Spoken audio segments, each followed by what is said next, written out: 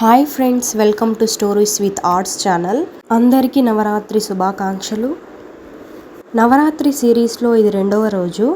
And అలానే thank you for all who supports me for which I posted yesterday. So అనుకున్న దాని ప్రకారం day 2 Gayatri Devi రూపం.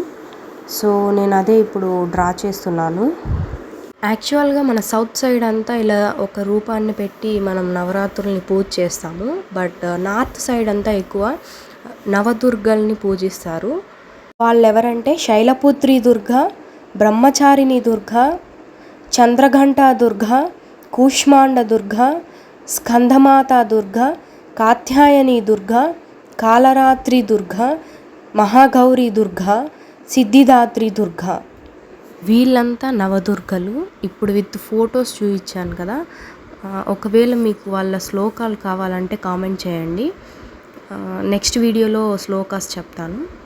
సో నాకు తెలిసి మీ అందరికీ కుండలిని శక్తి గురించి తెలిసే ఉంటుంది.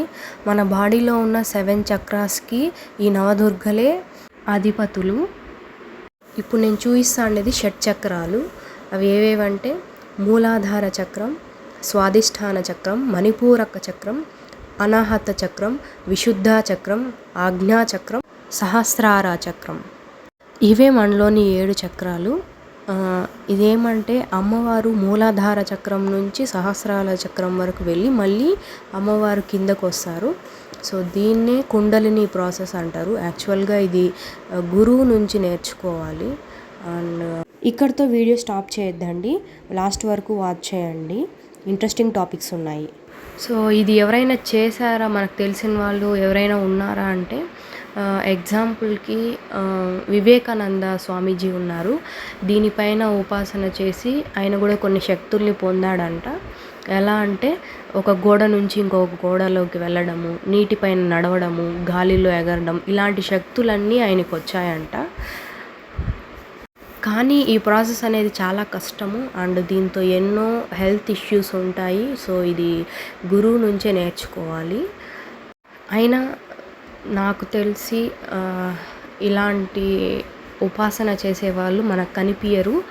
కానీ మనం కూడా చేయాలనుకుంటే మనం మెడిటేషన్ చేసుకోవచ్చు. బట్ కొంతమంది గురువులు అయితే చెప్తున్నారు. నేను కూడా ఒక గురువుని ఆశ్రయించాను. ఆయన పేరు యోగేశ్వర్ గురూజీ. బట్ అన్ని చక్రాలను మూలాధారం నుంచి సహస్రాలం వరకు అమ్మవారిని చేశారు. కానీ ఈ చిత్కుండనిలో మాత్రం అమ్మవారిని సహస్ర చక్రం నుంచి మూలాధార చక్రం వరకు తీసుకొని వస్తారనమాట. అదే ఈ ప్రాసెస్ రివర్స్లో ఉంటుంది. సో ఎలా చేసినా ఫైనల్గా ఇది మోక్షం కోసమే చేస్తారు అంటారు. ఫైనల్గా ఇలాంటివన్నీ నమ్మచ్చా లేదా అనే డౌట్ అందరికీ ఉంటుంది. ఈవెన్ నాకైనా అలాంటి డౌట్స్ ఉన్నాయి. బట్ అవి క్లియర్ అవుతాయి కూడా. సో ఎలా అంటే వన్స్ యూ స్టార్ట్ మెడిటేషన్ మీకే తెలుస్తుంది ఆ హ్యాపీనెస్ అనేది. యాక్చువల్గా హ్యాపీనెస్ అనేది కొంతమంది డ్రింకింగ్లోనో, హెల్పింగ్ నేచర్లో, లేదంటే ఎక్స్ప్లోర్ చేయడము, అన్నిట్లో ఒక్కొక్క దాంతో ఒక్కొక్కరు హ్యాపీనెస్ని చూస్తారు. బట్ మీరు ఒకసారి మెడిటేషన్ స్టార్ట్ చేశారు అంటే ఆ హ్యాపీనెస్ అనేది ఒక 10 ఇంతలు ఎక్కువగానే మీకు కనిపిస్తుంది. అది చెప్పేకి అవ్వదు. Once you can try, you can experience that. So meditation చేసేటప్పుడు వాళ్ళ గురువులు వాళ్ళకు ఒక్కొక్క మంత్రం అనేది ఇస్తారు. సో దాంతోనే మనం ఈ ప్రాసెస్ అంతా చేయాలన్నమాట. ఎందుకు మంత్రాలు అందరూ చదవకూడదు అంటారంటే యాక్చువల్గా అది గురువు నుంచే తీసుకోవాలి. సో ఆ మంత్రానికి ఫ్రీక్వెన్సీ పవర్ అనేది ఉంటుందన్నమాట. సో రీసెర్చ్ చేశారు. అదేంటంటే మన యూనివర్స్లో కూడా ఓం అనే సౌండ్ ఎప్పుడు వస్తూనే ఉంటుంది అని.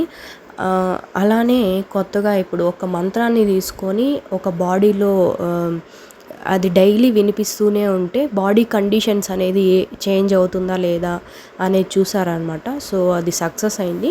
అది ఏదో కాదనమాట, అది ఒక శ్లోకమే, హరే కృష్ణ హరే కృష్ణ అది.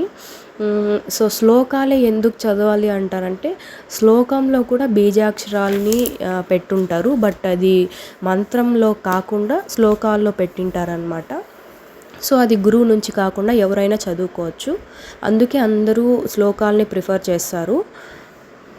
యాక్చువల్గా మనం ఇంటర్మీడియట్లో అందరూ చదివే ఉంటాము ట్విన్నింగ్ సౌండ్స్ అనేసి. అంటే అది ఒకసారి మనం సుత్తితో కొట్టి చెవు దగ్గర పెట్టుకుంటే ఒక వాల్యూ ఫ్రీక్వెన్సీతో అది సౌండ్ వస్తుందన్నమాట. అలానే మీరు కావాలంటే యూట్యూబ్లో కావాలన్నా సెర్చ్ చేసి చూడొచ్చు. ఒక్కొక్క ఫ్రీక్వెన్సీ సౌండ్కి ఒక్కొక్క మీనింగ్ ఉంటుందన్నమాట. ఇన్ని హెర్ట్జ్ సౌండ్కి మన వెయిట్ లాస్ అవ్వడము, నిద్ర బాగా రావాలంటే ఈ ఫ్రీక్వెన్సీలో ఉన్న సౌండ్స్ని వినడము అవన్నీ కూడా ఉన్నాయన్నమాట. అవన్నీ కూడా రియలే. You can try that. If you want I can mention in description box. And so ఇలా అన్నిట్లోనూ మన పెద్దవాళ్ళు ఏదో ఒక సీక్రెట్ని అయితే పెట్టారు. బట్ అవి ఏంటి అనేది మనకు తెలీదు. సో సేమ్ అలానే మనం వేసుకునే డ్రెస్ కలర్ బట్టి మన ఎమోషన్స్ అనేవి ఉంటాయని కూడా చెప్తారు. ఇదే కాకుండా ప్రతి ఒక్కరికి ఒక్కొక్కరికి ఒక్కొక్క ఆరా అనేది ఉంటుందంటారు. సో ఆ ఆరా అనేది అదొక పెద్ద టాపిక్. అది ఇంకెప్పుడైనా వీలుండేటప్పుడు నేను ఎక్స్ప్లెయిన్ చేస్తాను. బట్ నాకు అంతగా తెలీదు. నేను ఇప్పుడిప్పుడే దాని గురించి తెలుసుకుంటాను. బట్ తెలుసుకోవడంలో తప్పేమీ లేదు, అన్నీ తెలుసుకుంటాము. సో ఇది కూడా యూస్ఫుల్ అవుతుంది మన లైఫ్లో. సో దానివల్ల మనకి ఎన్నో యూజెస్ ఉన్నాయన్నమాట. సో తెలుసుకోవడం మంచిదే నాకు తెలిసినంత వరకు. లైక్ ఇది ఎలా అంటే ఫర్ ఎగ్జాంపుల్కి మనం ఎవరినైనా తలుచుకుంటూ ఉంటే వాళ్ళు కాల్ చేయడము, లేదంటే మనకి ఇది ఈరోజు తినాలి అనేసి అనిపించినప్పుడు ఎవరైనా ఇంటికి వస్తూ సేమ్ అదే ఐటెంని మన కోసం తీసుకురావడము. సో ఇవన్నీ ఎలా అంటే బై మిస్ అవి జరగచ్చు. బట్ అన్నిసార్లు ఎలా అంటే ఆ ఫ్రీక్వెన్సీస్ మన ఆరా దానివల్ల మన థాట్స్ అనేది ఒకరి నుంచి ఇంకొకరికి ట్రాన్స్ఫర్ అవుతుందన్నమాట. యాక్చువల్గా మనం ఫిజిక్స్లో కూడా చదువుకున్నాము. హీట్ అయినా ఏదైనా సోర్స్ అనేది ఎయిర్లో ట్రాన్స్ఫర్ అవుతుంది వేవ్స్ లాగా అనేసి. సో ఇదైతే నమ్మడం నమ్మకపోవడం మీ ఇష్టం. But I can believe it.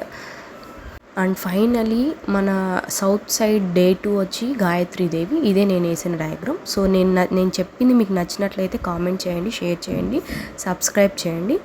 And thanks for watching.